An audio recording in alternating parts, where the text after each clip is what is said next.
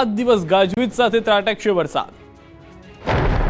ગુજરાતીઓ ચોમાસાની રાહ જોઈ રહ્યા છે, પરંતુ ગુજરાતથી જાણે ચોમાસું રિસાઈ ગયું હોય તેમ નજીક આવી નથી રહ્યું। 11 દિવસથી મુંબઈમાં ચોમાસું સ્થિર થઈ ગયું છે। ચોમાસાને આગળ વધવા માટે પરિબળો સાનુકૂળ નથી, જેની વચ્ચે અરબી સમુદ્રમાંથી ભેજવાળા પવનો આવતા હાલ ગુજરાતમાં વરસાદી માહોલ જામ્યો છે। રાજ્યમાં 7 દિવસ ગાજવીજ સાથે વરસાદની આગાહી કરી છે। દક્ષિણ ગુજરાત, ઉત્તર ગુજરાત અને સૌરાષ્ટ્રમાં વરસાદ તૂટી પડશે। ગાજવીજ અને પવન સાથે વરસાદ પડી શકે। અમદાવાદમાં પણ હળવા વરસાદની આગાહી છે। દક્ષિણ પશ્ચિમથી પશ્ચિમના પવન ફૂંકાતા વરસાદની આગાહી કરી છે।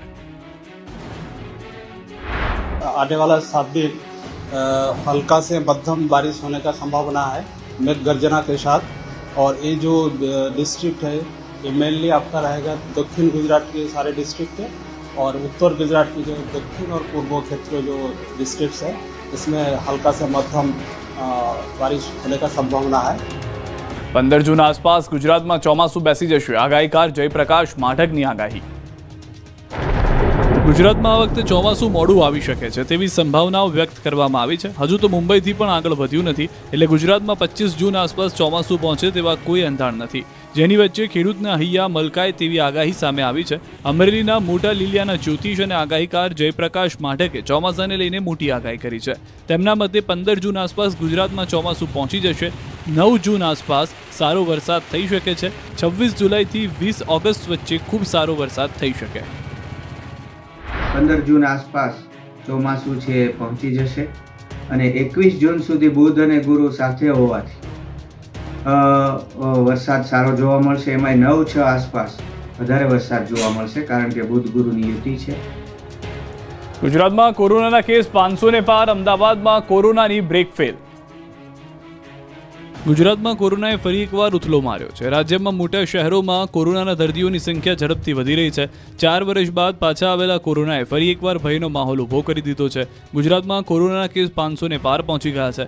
અમદાવાદમાં છેલ્લા 24 કલાકમાં કોરોનાના 70 કેસો નોંધાતા લોકોમાં ફફડાટ ફેલાયો છે। અમદાવાદમાં કોરોનાના કુલ 320 એક્ટિવ કેસ છે। અમદાવાદના પશ્ચિમ ઝોનમાં કોરોનાનું સંક્રમણ સૌથી વધારે છે। આ તરફ પશ્ચિમ ઝોનમાં એક્ટિવ કેસની સંખ્યા 107 પર પહોંચી છે। અમદાવાદના ઉત્તર પશ્ચિમ ઝોનમાં 94 અને દક્ષિણ પશ્ચિમ ઝોનમાં 55 કેસ નોંધાયા છે। આ સાથે અમદાવાદના દક્ષિણ ઝોનમાં કોરોનાના 26 કેસ અને મધ્ય ઝોનમાં કોરોનાના કેસ 6 નોંધાયા છે। આ તરફ સુરતમાં પણ મુંબઈથી પરત આવેલ 7 લોકો કોરોના પોઝિટિવ આવ્યા છે। તો આ તરફ રાજકોટમાં કોરોના વકર્યો 7 નવા કેસ નોંધાયા। 6 પુરુષ અને 1 સ્ત્રીનો રિપોર્ટ પોઝિટિવ આવ્યો। અત્યાર સુધીમાં રાજકોટમાં કુલ 68 કેસ નોંધાયા। કોરોના વચ્ચે બેવડી ઋતુની અસરે લોકોની ચિંતા વધારી છે। સોલા સિવિલ હોસ્પિટલમાં એક સપ્તાહમાં 12,000થી વધુ દર્દીઓ ઓપીડીમાં નોંધાયા। દૂધ મંડળીમાં મૃતક સભાસદોના નામે પૈસા ઉપાડ્યા। વડોદરા જિલ્લાના ડેસર તાલુકાના મેરાકુવા ગામની દૂધ મંડળીમાં ઉચાપત મામલે હવે મોટો ખુલાસો થયો છે। સાવલીના ધારાસભ્ય કેતન ઇનામદારે મેરાકુવા ગામની મંડળીમાં કૌભાંડ થયું હોવાનું અને મૃતકોના નામે પૈસા ઉપાડ્યા હોવાનો આક્ષેપ કર્યો હતો, જેને લઈને મંડળીના મંત્રી વિક્રમ પરમાર સામે આવ્યા। તેમણે આક્ષેપો મુદ્દે સ્વીકાર્યું કે તેમણે મૃતક સભ્યોના ખાતામાંથી પૈસા ઉપાડી જાતે સહી અને અંગૂઠા કરીને રકમ ઉપાડી હતી। મંત્રી પરમારે દાવો કર્યો કે રૂપિયા મંડળીના હિત માટે ખર્ચ્યા હતા। તો સાથે જ વરસડા ગામની ડેરીના મંત્રી પર પણ રૂપિયા 3,64,000ની ઉચાપતના આક્ષેપ કર્યા। સાથે જ સાવલી વિધાનસભામાં અનેક ભ્રષ્ટાચારના કામ થયા છે, તો ધારાસભ્ય ત્યાં કેમ બોલતા નથી તેવો સવાલ પણ ઊભા કર્યા। વાત સાચી છે ખોટી છે હું શું કહું છું, તમે એ બી તપાસ કરો ને।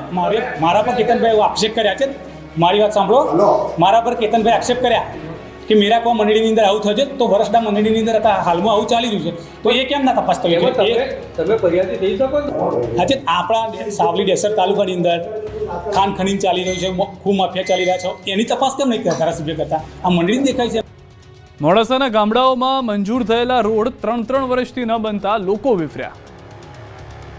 અરવલ્લી જિલ્લાના મોડાસા તાલુકામાં આવેલા ફરેડી ગામથી અણદાપુર ગામે જવાનો રસ્તો મંજૂર થયાને 3 વર્ષ જેટલો સમય વીતી ગયો, છતાં હજુ સુધી આ રસ્તો નહીં બનતા અવર જવર કરતા લોકોને હાલાકી ભોગવવાનો વારો આવ્યો।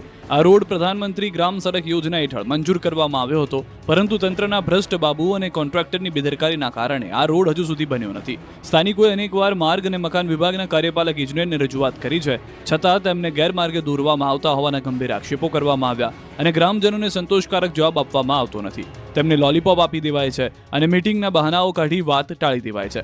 ઘણી વખત તો ફોન પણ ઉપાડવામાં આવતા નથી। ત્યારે આ રોડ ભ્રષ્ટાચારના ભરડામાં સપડાયો હોય તેવો ઘાટ જોવા મળી રહ્યો છે, જેથી ગ્રામજનો આકરા પાણીએ જોવા મળી રહ્યા છે અને સત્વરે કામગીરી શરૂ કરાય તેવી માંગ કરી છે। ભવિષ્યમાં ઉગ્ર આંદોલનની ચીમકી પણ ઉચ્ચારવામાં આવી છે। પાલનપુર જિલ્લા કલેક્ટર કચેરીએ હજારો ખેડૂતો એકઠા થઈ વિરોધ નોંધાવ્યો. થરાદથી અમદાવાદ વચ્ચે એક્સપ્રેસ હાઈવેની કામગીરીને લઈને જમીન સંપાદનની પ્રક્રિયા શરૂ કરાઈ છે, જેમાં ખેડૂતોને પોતાની જમીનોના પૂરતા ભાવ ન મળતા હોવાના ખેડૂતો આક્ષેપ કરી રહ્યા છે. છેલ્લા કેટલાય સમયથી આ મુદ્દે લાખણી, દિયોદર અને કાંકરેજના ખેડૂતો લડત લડી રહ્યા છે.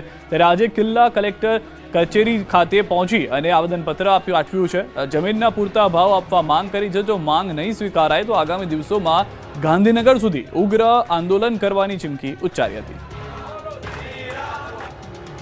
જૂનાગઢના વિસાવદરની વિધાનસભાની પેટા ચૂંટણીમાં ઉમેદવારનું ચિત્ર સ્પષ્ટ થઈ ગયું છે. વિસાવદરમાં કુલ 16 ઉમેદવારો વચ્ચે જંગ જામશે. આજે ઉમેદવારી પરત ખેંચવાનો છેલ્લો દિવસ હતો. કુલ 19 લોકોએ ફોર્મ ભર્યા હતા. અંતિમ દિવસે અપક્ષના 3 ઉમેદવારોએ પોતાના ફોર્મ પરત ખેંચી લીધા હતા. હવે વિધાનસભા પેટા ચૂંટણીમાં 16 ઉમેદવાર મેદાનમાં છે. આ તરફ કડી વિધાનસભાની પેટા ચૂંટણીનું ચિત્ર પણ સ્પષ્ટ થઈ ગયું છે. ફોર્મ પરત ખેંચવાના અંતિમ દિવસે કુલ 18 ઉમેદવારોએ ફોર્મ ભર્યા હતા અને અંતિમ દિવસે 10 ઉમેદવારે ફોર્મ પરત ખેંચી લેતા હવે 8 ઉમેદવારો ચૂંટણી મેદાનમાં છે. તો કડી વિધાનસભાની પેટા ચૂંટણીને લઈને તૈયારીઓ તેજ થઈ ગઈ છે. બંને પક્ષના નેતાઓ વચ્ચે પ્રચાર યુદ્ધ શરૂ થઈ ગયું છે.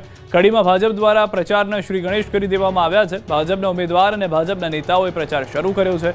વિધાનસભામાં આવતા ગામોમાં જઈ પ્રચાર કરવામાં આવી રહ્યો છે. ગામે ગામ જઈ બેઠકો કરવામાં આવી રહી છે. કડી બેઠક કબજે કરવા કોંગ્રેસે પણ એડી ચોટીનું જોર લગાવ્યું છે. કડી વિધાનસભાની પેટા ચૂંટણીને લઈને કોંગ્રેસે આજે પ્રચારના શ્રી ગણેશ કર્યા. કોંગ્રેસના ઉમેદવાર રમેશ ચાવડાએ અંતરિયાળ વિસ્તારથી પ્રચારની શરૂઆત કરી. શિક્ષણ અને મોંઘવારીના મુદ્દાને લઈને લોકો પાસે મત માંગવા પહોંચ્યા. ઓબીસી મતોથી પ્રભાવિત મત વિસ્તારોમાં મતદારોને મત આપવા અપીલ કરી. પ્રચારમાં પૂર્વ ધારાસભ્ય બળદેવજી ઠાકોર સહિત કોંગ્રેસના હોદ્દેદારો અને આગેવાનો પણ જોડાયા હતા. આ તરફ વિસાવદરમાં ચૂંટણી પ્રચાર વચ્ચે ભાજપ અને આપ વચ્ચે શાબ્દિક વોર શરૂ થયું છે. વિસાવદરના રાજકારણમાં હવે આંસુની એન્ટ્રી થઈ ગઈ છે. ભાજપના ઉમેદવાર કિરીટ પટેલ પર આપના ઉમેદવાર ગોપાલ ઇટાલિયાએ પ્રહાર કર્યા. એક ગામમાં પ્રચાર દરમિયાન ગોપાલે કહ્યું કે ભાજપના ઉમેદવાર કિરીટ પટેલ મગરના આંસુ પાડે છે. હારની બીક લાગી એટલે રોવા માંડ્યા. પહેલા ખેડૂતના આંસુ નહોતા દેખાતા.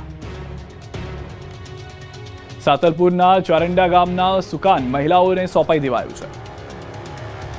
સાતલપુરના ચારંડા ગામની ચૂંટણીમાં વેરઝેરની બદલે એકતા જોવા મળી. સરહદી વિસ્તાર સાતલપુરના છેવાડાના ચારંડા ગામ પહેલા બોરુડાળ જૂથ ગ્રામ પંચાયત સામેલ હતું અને આ વર્ષે તેનું વિભાજન થતાં ચારંડા ગ્રામ પંચાયત અલગ પડી.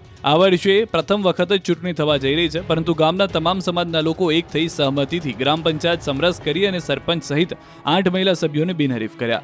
ચારંડા ગ્રામ પંચાયતની પ્રથમ ચૂંટણીમાં પ્રથમ વખત સુકાન ગામની મહિલાઓને સોંપવામાં આવ્યું છે, જેમાં ન માત્ર મહિલા એક જ સરપંચ છે, પરંતુ મહિલા સરપંચની સાથે તમામ સભ્યો પણ મહિલા જ છે. એટલે કે સરપંચ સહિત અન્ય 8 મહિલા સભ્યો મળી ગ્રામ પંચાયતનું સુકાન સંભાળી રહી છે. એટલે પાટણ જિલ્લા પંચાયત સાંતલપુર પ્રથમ એવો તાલુકો હશે કે જ્યાં એક ગ્રામ પંચાયતમાં તમામ મહિલા સભ્યો ગામના વિકાસનો રથ આગળ વધારશે.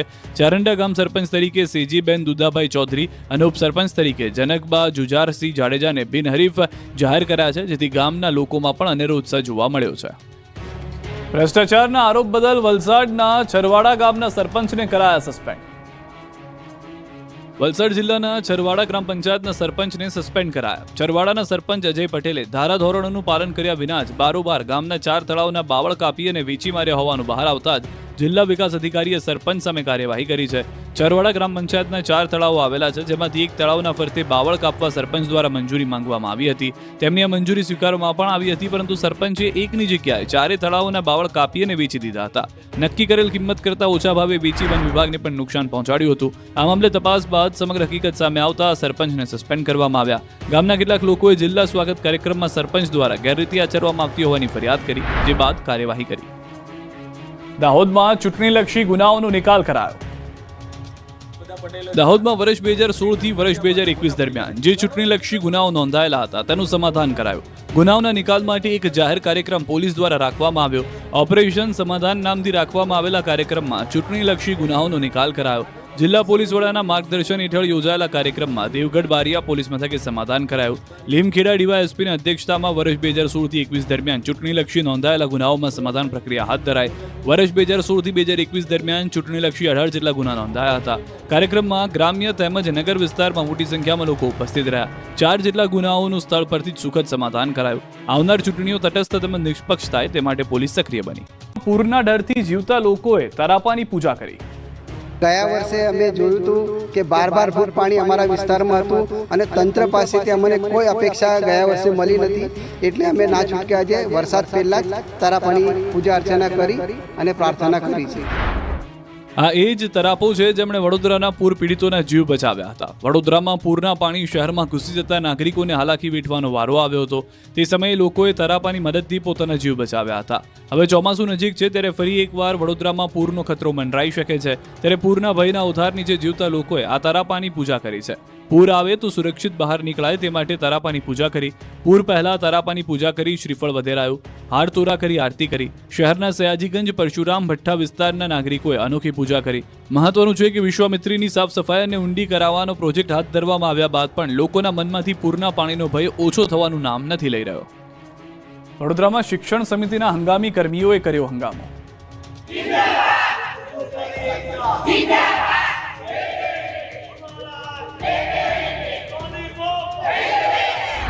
વડોદરામાં શિક્ષણ સમિતિના હંગામી કર્મીઓને કાયમી ન કરતા આ રીતે હંગામો કર્યો. શિક્ષણ સમિતિના હંગામી કર્મચારીઓએ હડતાલનું શસ્ત્ર ઉગામ્યું.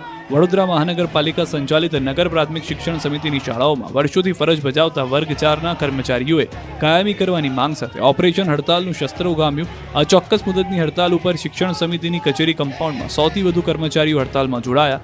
કાયમી કરવા સહિતના લાભો આપવાની માંગ સાથે વિવિધ બેનરો સાથે કર્મચારીઓ હલ્લા બોલ કર્યો. આ હડતાલ જ્યાં સુધી માંગ પૂરી નહીં થાય ત્યાં સુધી ચાલુ રહેશે તેવી ચીમકી ઉચ્ચારી.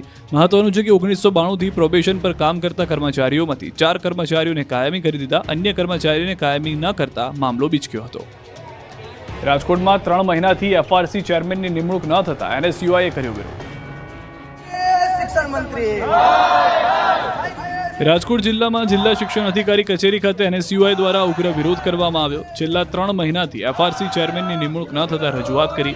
એફઆરસી ચેરમેનની તાત્કાલિક નિમણૂક કરવાની માંગ કરી. એનએસયુઆઈનો આક્ષેપ છે કે સૌરાષ્ટ્રની 5000માંથી 400 જેટલી શાળામાં ફી નક્કી કરવાનું કામ અટક્યું છે, જેના કારણે શાળાઓ દ્વારા બેફામ ફી વધારો કરવામાં આવશે. ત્યારે એનએસયુઆઈએ વાલીઓને લૂંટવાનું બંધ કરો જેવા સૂત્રો સાથે ઉગ્ર વિરોધ નોંધાવ્યો હતો. રાજકોટના લોકમેળાના રાઇડ સંચાલકોએ હવે કર્યો વિરોધ.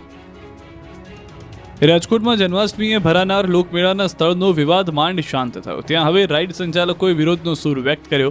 રાઇડ સંચાલકોએ એસઓપીનો વિરોધ કર્યો. જિલ્લા વહીવટીતંત્ર એસઓપીનું કડક પાલન કરાવશે તો ફોર્મ જ નહીં ઉપાડવામાં આવે તેવી ચીમકી આપી. એસઓપીમાં ફાઉન્ડેશન ભરી રાઇડ્સ ફિટ કરવાના નિયમોનું પાલન કરવાનું અશક્ય છે. નિયમો હળવા કરવા માટે ગુજરાત એમ્યુઝમેન્ટ એસોસિએશન દ્વારા મુખ્યમંત્રી ભૂપેન્દ્ર પટેલને પત્ર લખ્યો. રાઇડ સંચાલકોનું કહેવું છે કે હંગામી મેળામાં એસઓપીનું પાલન શક્ય નથી. રાજ્ય સરકાર એસઓપીના નિયમોમાં ફેરફાર કરે તેવી રજૂઆત કરી.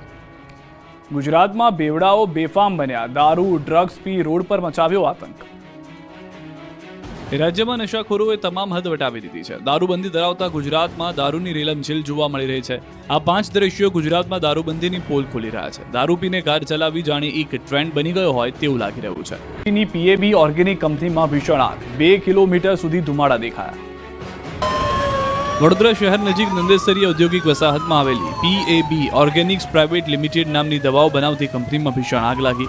આગને કાબૂમાં લેવા માટે 10 જેટલા ફાયર ફાઇટર ઘટના સ્થળે દોડી ગયા. ત્યારબાદ પાણી અને ફોમનો મારો ચલાવી 3 કલાકે આગ કાબૂમાં લીધી. કંપનીના પ્રોડક્શન વિભાગમાં સોલવન્ટ ભરેલા ડ્રમમાં આગ લાગી હતી, જે આગ ધીરે ધીરે પ્રસરતા મોટું સ્વરૂપ ધારણ કર્યું. આ ઘટનાથી નાસભાગ મચી ગઈ હતી. ફફડાટ ફેલાયો હતો. આ આગને કારણે 2 કિલોમીટર સુધી ધુમાડાના ગોટે ગોટા ફેલાઈ ગયા. સાવચેતીના ભાગરૂપે આસપાસની કંપનીઓને એલર્ટ કરી દેવામાં આવી હતી. આ દુર્ઘટનામાં જાનહાની થઈ નથી. આગ લાગતા જ કર્મચારીઓ પોતાના કામ પડતા મૂકીને કંપની બહાર દોડી આવ્યા હતા અને પોતાના જીવ બચાવ્યા હતા. આ ઘટનાને પગલે ઔદ્યોગિક વસાહત ફાયર ટેન્કરોના સાયરનોથી ગુંજી ઉઠ્યું હતું. આ બનાવને પગલે સ્થાનિક નંદેસરી પોલીસ કાફલો પણ ઘટના સ્થળે દોડી ગયો હતો. વિશ્વ પર્યાવરણ દિવસની ઉજવણી. અમદાવાદ ખાતે વિશ્વ પર્યાવરણ દિવસની ઉજવણી કરવામાં આવી. મુખ્યમંત્રી ભૂપેન્દ્ર પટેલના હસ્તે 4 મિલિયન ટ્રીઝનો મિશનનો પ્રારંભ થયો. ઓપરેશન સિંદૂરના પગલે જગતપુર વિસ્તારમાં સિંદૂર વન તૈયાર કરાશે, જેમાં 551 સિંદૂરના વૃક્ષનું રોપણ કરાશે. આ સાથે વૃક્ષ રથની લીલી ઝંડી આપી દેવાઈ છે.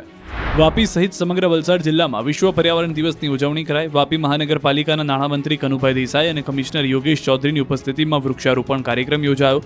શહેરના યુવાનોને પ્લાસ્ટિક મુક્ત વાપી માટે જાગૃત કરાયા. મનપાએ શહેરીજનોને કાપડની થેલીઓ આપવાની શરૂઆત કરી તથા સ્ટાફ માટે સ્ટીલ બોટલના ઉપયોગની પહેલ કરાઈ. અંબાજીમાં ક્લીન અંબાજી ગ્રીન અંબાજી અભિયાન હેઠળ વૃક્ષારોપણ કરીને ઉજવણી કરવામાં આવી. શક્તિ સેવા કેન્દ્ર, સ્પોર્ટ્સ એકેડમી ખાતે અધિક કલેક્ટર કૌશિક મોદી, પોલીસ અધિકારીઓ અને વન વિભાગના સહયોગથી બ્રાહ્મણોના મંત્રોચ્ચાર સાથે વૃક્ષો વાવવામાં આવ્યા. વિદ્યાર્થીઓએ આંબા, જામફળ અને છાયાદાર વૃક્ષોનું રોપણ કર્યું અને સ્ટાફ સાથે વૃક્ષોની સંભાળ માટે પણ સંકલ્પ લીધો.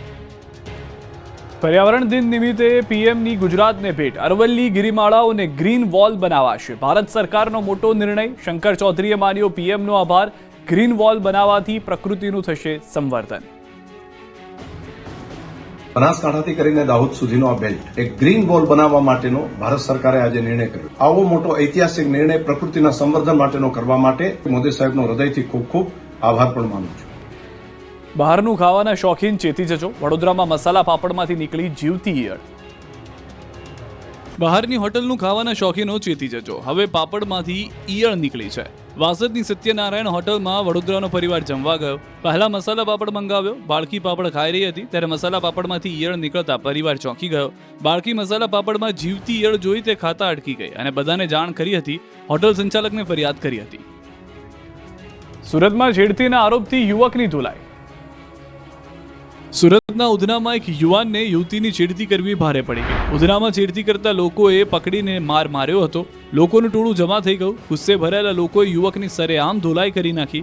ઉધના આશાનગર નજીક જાહેરમાં લોકોએ યુવકને મેથી પાક ચખાડ્યો. યુવતીની છેડતી કરી હોવાના સ્થાનિકોએ આક્ષેપ કર્યા. યુવતીની છેડતી કરતા લોકો જાહેરમાં જ ટપરી દાવ કર્યો. મહિલાઓએ પણ છેડતીખોરને પાઠ ભણાવ્યો.